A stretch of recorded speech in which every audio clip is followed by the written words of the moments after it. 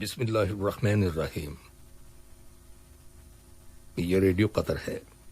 اب آپ محمود احمد سے خبریں سنیے۔ ابتدا میں پیش خدمت ہیں اہم خبروں کی سرخیاں۔ صاحب اسم امیر نے افغانستان کے صدر کو ایک تحریری پیغام ارسال کیا ہے جس کا تعلق دو طرفہ تعلقات اور انہیں فروغ دینے سے ہے۔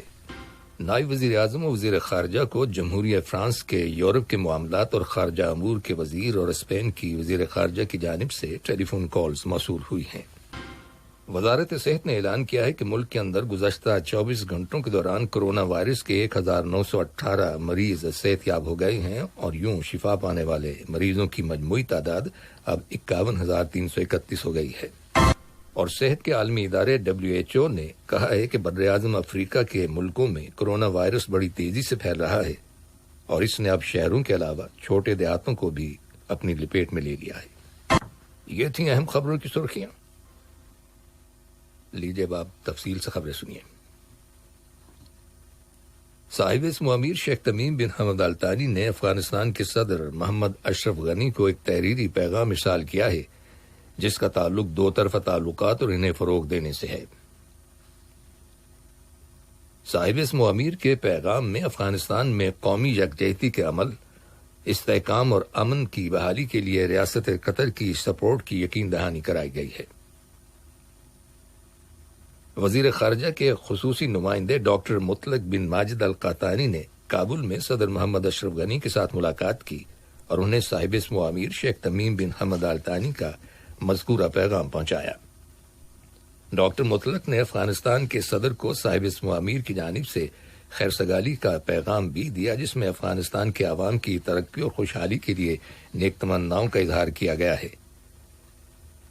جواب میں صدر اشرف غنی نے ڈاکٹر مطلق سے کہا کہ وہ وطن واپس لوٹنے پر ان کی جانب سے بھی صاحب اسم امیر کو خیرسگالی کا پیغام پہنچا دیں، جس میں انہوں نے صاحب اسم امیر کی صحت و تندرستی اور قطر کے عوام کی مسلسل ترقی و کامرانی کے لیے نیک جذبات کا اظہار کیا ہے۔ نائب وزیر اعظم و وزیر خارجہ شیخ محمد بن عبد الرحمن ال ثانی کو جمہوریہ فرانس کے یورپ کے معاملات اور خارجہ امور کے وزیر جان ایلی لچواں اور اسپین کی وزیر خارجہ رانتھا گونزالیزا لیا کی جانب سے ٹیلی فون کالز موصول ہوئی ہیں جن کے دوران دو طرفہ تعلقات اور باہمی دلچسپی کے امور کے بارے میں تبادلہ خیال کیا گیا۔ وزیر مملکت برائے امور خارجہ سعد المریخی نے تنظیم اسلامی تعاون کی ایگزیکٹو کمیٹی کی اوپن ممبرشپ کے ملکوں کے غیر معمولی اجلاس میں شرکت کی ہے۔ اجلاس کے دوران انہوں نے ایک مرتبہ پھر اس موقف کا اعادہ کیا ہے کہ حکومت قطر فلسطینی عوام کے حقوق اور ان کے پرماننٹ سمجھوتوں کو چھیڑنے کی کسی بھی کارروائی کو سختی سے مسترد کرتی ہے۔ انہوں نے کہا کہ فلسطین کا تنازع قطر کا ہمیشہ ہی اولین مسئلہ رہا ہے اور فلسطینیوں کے علاقے کو اسرائیل میں ضم کرنے کی کارروائیوں پر قطر خاموش نہیں رہے گا۔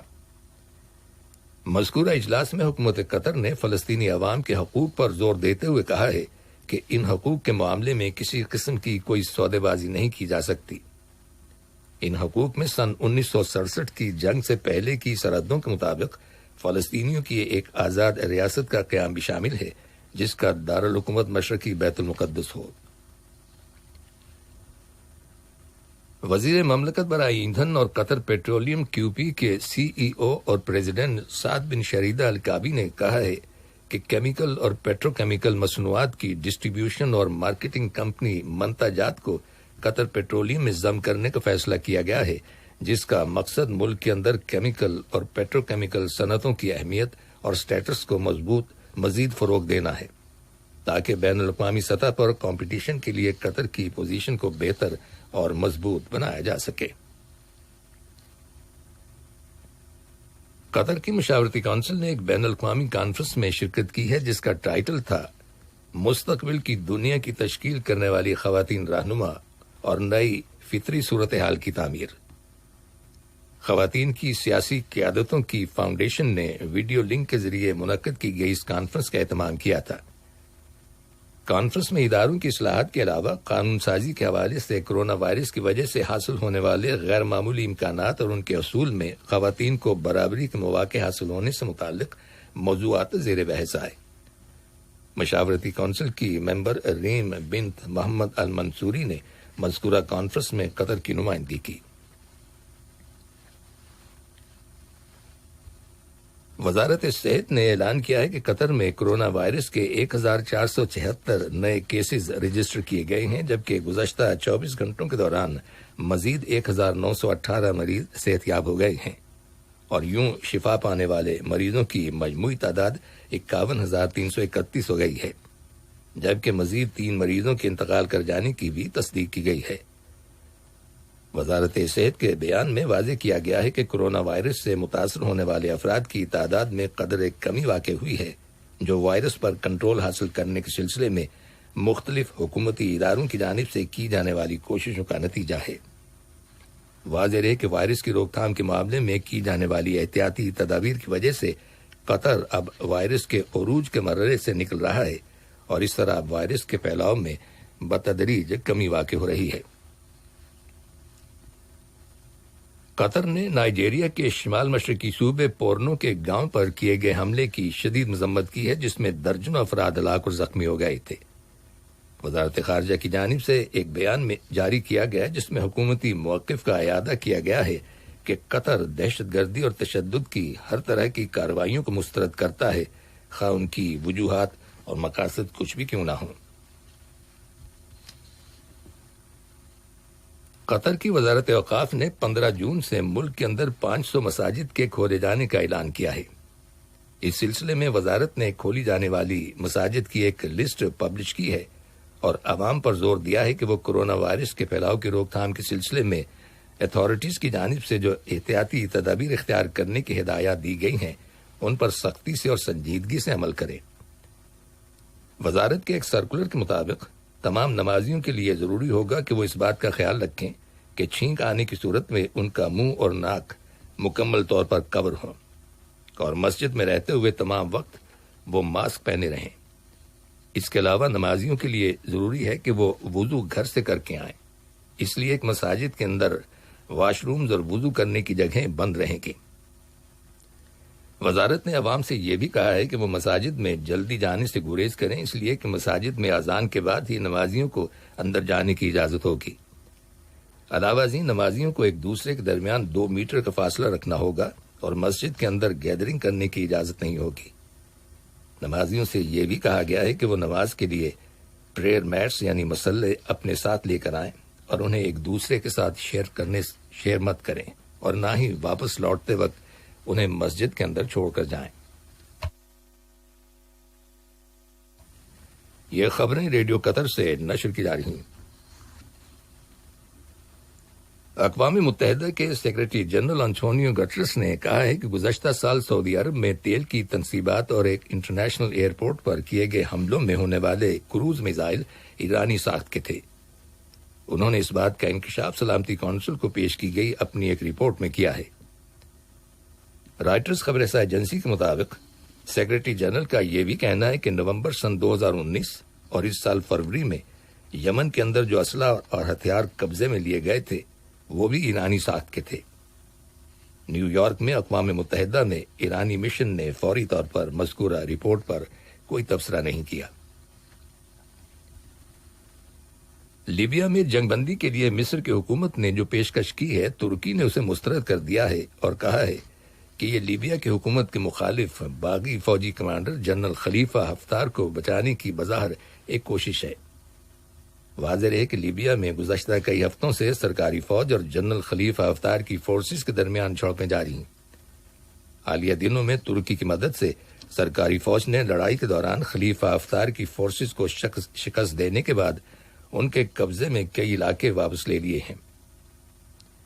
دارالحکومت طرابلس سمیت کئی شہروں میں وزیر اعظم فیصل سراج کی حکومت قائم ہے، جسے اقوام متحدہ، امریکہ، ترکی اور دیگر کئی ملکوں کی حمایت حاصل ہے۔ دریں اثنا ترکی کے وزیر خارجہ میولت چاوشوغلو نے کہا ہے کہ جنگ بندی قاہرہ حکومت کی مرضی سے نہیں ہوگی، بلکہ اس کے لیے تمام فریقوں کی رضامندی اور مناسب پلیٹ فارم ضروری ہے۔ یاد رہے کہ اس سال جنوری میں ترکی نے لیبیا کے معاملات میں عملی دلچسپی لینا شروع کی تھی، اور ترکی کی پارلیمنٹ نے ترک فوج کو لیبیا بھیجنے کی منظوری دی تھی۔ امریکہ کے صدر ڈونلڈ ٹرمپ نے آج ایک صدارتی حکم نامہ جاری کیا ہے جس کے تحت افغانستان میں امریکی فوج کے جنگی جرائم میں ملوث ہونے سے متعلق تحقیقات کرنے والے عالمی فوجداری عدالت کے ملازمین پر پابندیاں عائد کر دی گئی ہیں۔ اس سلسلے میں امریکہ کے وزیر خارجہ مائک پومپیو نے کہا ہے کہ امریکی حکومت بقول ان کے ایک جعلی عدالت کی جانب سے اپنے لوگوں کو خطرے میں ڈالنے پر خاموش نہیں رہ سکتی۔ انسانی حقوق کے لیے کام کرنے والی تنظیموں نے صدر ٹرمپ کے اس اقدام پر کڑی تنقید کی ہے۔ واشنگٹن میں ہیومن رائٹس واچ کی نگران نے اس اقدام کو بین الاقوامی سطح پر قانون کی بالادستی کی توہین قرار دیا ہے۔ صحت کے عالمی ادارے WHO نے کہا ہے کہ بر اعظم افریقہ کے ملکوں میں کورونا وائرس کا مرض بڑی تیزی سے پھیل رہا ہے اور اس نے اب شہروں کے علاوہ چھوٹے دیہاتوں کو بھی اپنی لپیٹ میں لے لیا ہے۔ کل رات تک بر اعظم افریقہ میں کورونا وائرس کے پازیٹو کیسز کی تعداد 2 لاکھ سے تجاوز کر گئی، جبکہ مرنے والے افراد کی تعداد 5000 ہو چکی ہے۔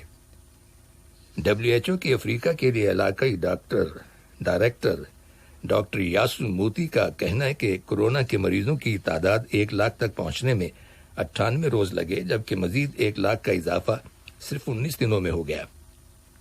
ڈاکٹر موتی نے کہا کہ اگر افریقہ کو عالمی مدد اور ادویات ملتی رہی تو وہ اس وبا پر قابو پا سکتا ہے۔ تازہ ترین اعداد و شمار کے مطابق دنیا کے مختلف ممالک میں کورونا وائرس سے 7.48 ملین سے زیادہ لوگوں کے متاثر ہونے کی تصدیق کی گئی ہے، جبکہ تقریباً 4,20,000 مریض انتقال کر گئے ہیں۔ یہ اعداد و شمار جانز ہاپکنز یونیورسٹی کی جانب سے جاری کیے گئے ہیں۔ اس وائرس کے علاج کے لیے امریکہ کی ایک بائیوٹیک فرم موڈرنا نے ویکسین تیار کر لی ہے، جسے 30,000 افراد پر کلینکل ٹرائل کے لیے اگلے ماہ جولائی میں استعمال کیا جائے گا۔ دریں اثنا روس کے اندر کورونا وائرس کے مریضوں کی تعداد 5 لاکھ سے زیادہ ہو گئی ہے، جبکہ 8,779 نئے کیسز رجسٹر کیے گئے ہیں۔ ادھر برسلز کی حکومت نے یورپی یونین کے ملکوں کے ساتھ اپنی سرحدیں 15 جون کو کھول دینے کا فیصلہ کیا ہے، جس کے بعد بالکان ریاستوں کے لوگوں کو 1 جولائی سے یورپی یونین بلاک کے ملکوں میں داخلے کی اجازت ہوگی۔ چین کی وزارت خارجہ نے یورپی یونین کی اس رپورٹ پر کڑی تنقید کی ہے جس میں الزام لگایا گیا ہے کہ چین نے کورونا وائرس کے پھیلاؤ کے معاملے میں غلط انفارمیشن فراہم کی تھی۔ آخر میں اہم خبروں کی سرخیاں ایک بار پھر سن لیجیے۔ صاحب اسم امیر نے افغانستان کے صدر کو ایک تحریری پیغام ارسال کیا ہے جس کا تعلق 2 طرفہ تعلقات اور انہیں فروغ دینے سے ہے۔ نائب وزیر اعظم اور وزیر خارجہ کو جمہوریہ فرانس کے یورپ کے معاملات اور خارجہ امور کے وزیر اور اسپین کی وزیر خارجہ کی جانب سے ٹیلی فون کالز موصول ہوئی ہیں۔ وزارت صحت نے اعلان کیا ہے کہ ملک کے اندر گزشتہ 24 گھنٹوں کے دوران کورونا وائرس کے 1918 مریض صحت یاب ہو گئے ہیں اور یوں شفا پانے والے مریضوں کی مجموعی تعداد اب 51,331 ہو گئی ہے۔ اور صحت کے عالمی ادارے WHO نے کہا ہے کہ بر اعظم افریقہ کے ملکوں میں